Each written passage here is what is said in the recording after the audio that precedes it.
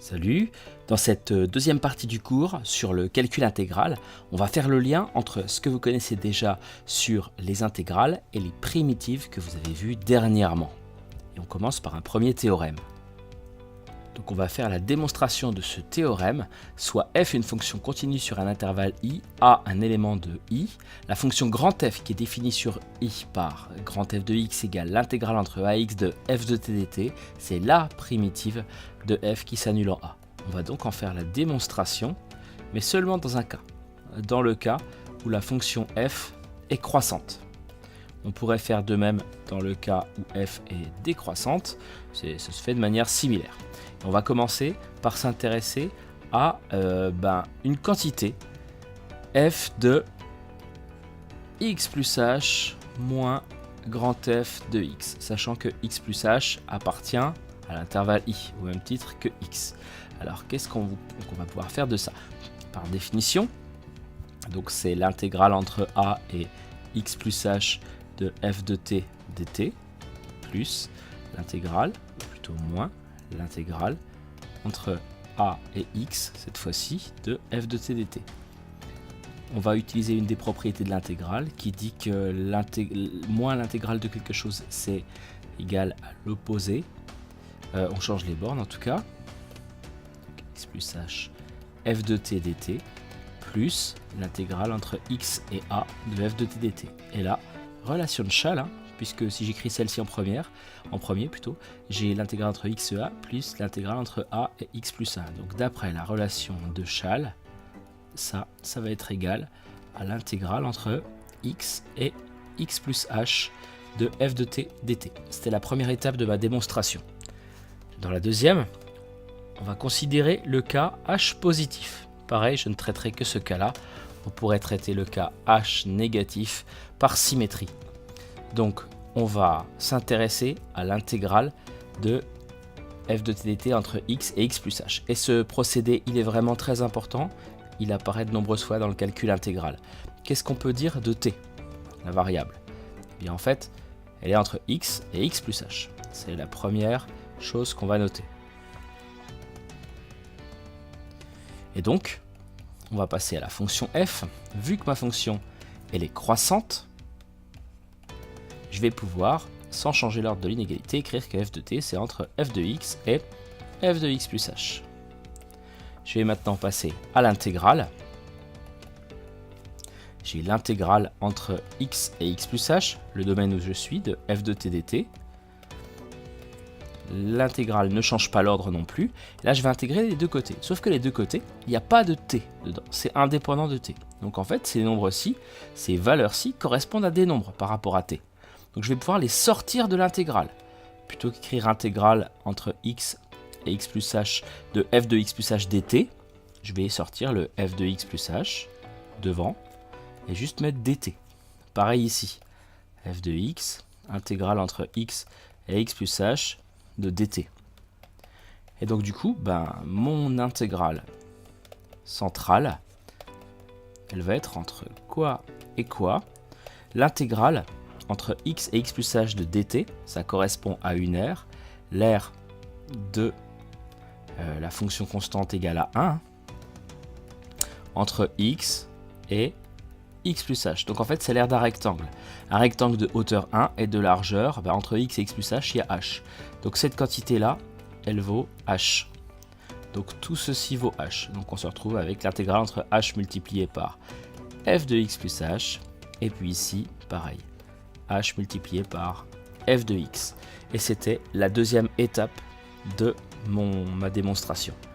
La dernière, qu'est-ce que je vais pouvoir dire du coup de f de x plus h moins f de x? Vu que c'est égal à ceci, j'ai f de x plus h, je devrais dire grand f de x plus h moins grand f de x, qui est compris entre h f de x plus h d'un côté et puis h f de x de l'autre.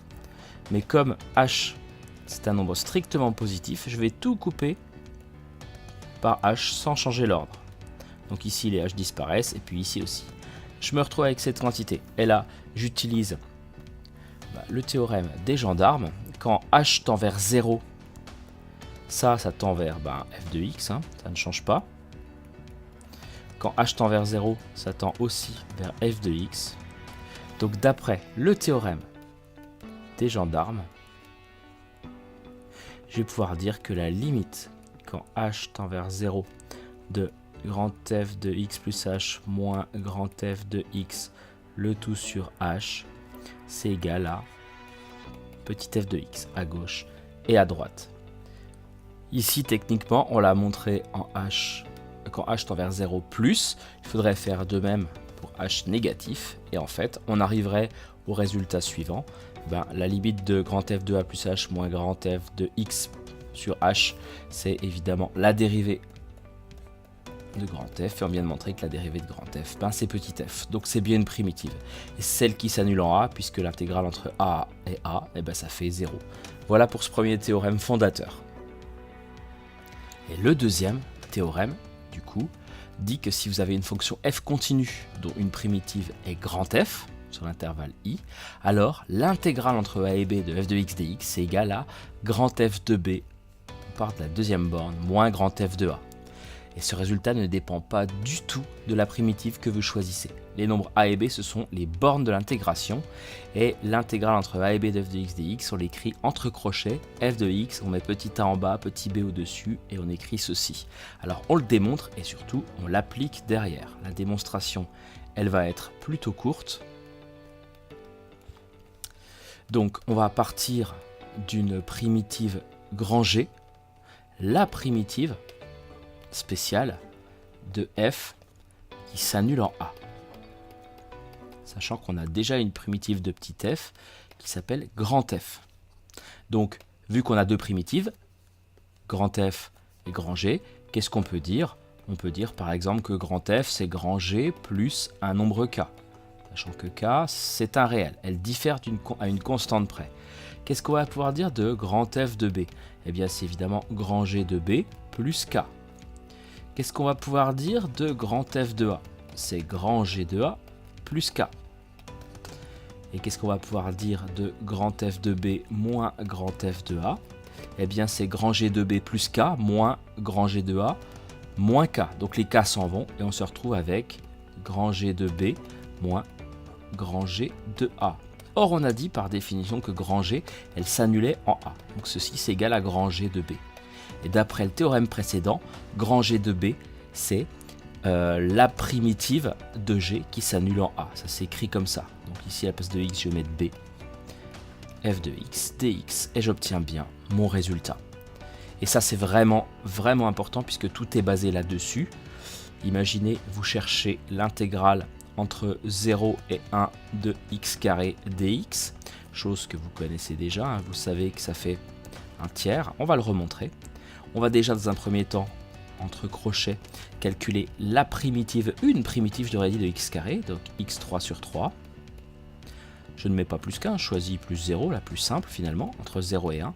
Et après, on applique, on remplace x par 1, ça fait donc 1 au cube sur 3, moins 0 au cube sur 3, c'est-à-dire 1 tiers. Voilà d'où vient votre 1 tiers. Un autre exemple, si on cherche l'intégrale entre, en général on leur donne une lettre comme grand I, entre moins 1 et 2 de x cube plus 4x dx. On va déjà chercher une primitive, et donc c'est tout le cœur du problème. Alors une primitive de x3, ça va être x4 sur 4. Une primitive de 4x, ça va être 4x carré sur 2, c'est-à-dire 2x carré. Et donc après, on remplace. Donc ça fait 2 puissance 4 sur 4, plus, je vais directement mettre 2, 2 fois 2 au carré, moins, il y a un moins entre les deux, moins 1 puissance 4 sur 4, plus moins 1 au carré que je multiplie par 2. Et donc ça revient à un simple calcul. 2 puissance 4, 2 fois 2, ça fait 4 fois 4, 16, sur 4 ça fait 4, moins 2 au carré, 4 fois 2, 8. Moins 1 puissance 4, ça fait 1, donc moins 1 quart. Et donc, moins 1, ça fait toujours 1, fois 2, 2, moins 2.